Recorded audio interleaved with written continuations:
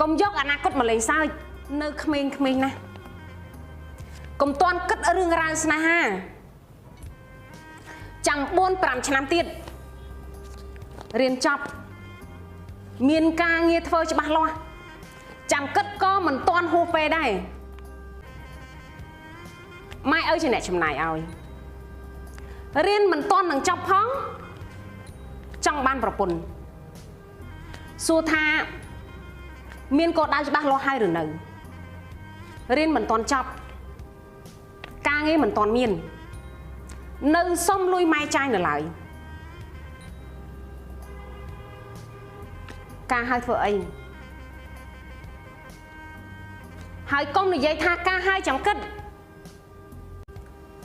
បើប្អូនយកមកឥឡូវនេះទាំងខ្លួនឯងនៅលាដៃសុំលុយឪពុកម្ដាយនៅឡើយសំណួរសួរថាតើឪពុកម្ដាយគេព្រមលើកកូនឲ្យដែរទេបើយើងមិនទាន់មានអ្វីច្បាស់លាស់កុំយកកូនស្រីគេ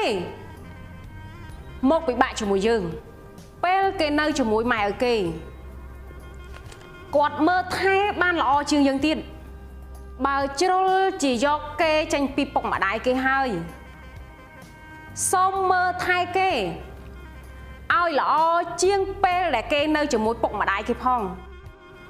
តែបើយកគេមកហើយ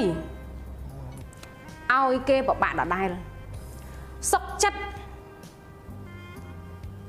ឲ្យគេនៅជាមួយម៉ែឪគេវិញប្រសើរជាង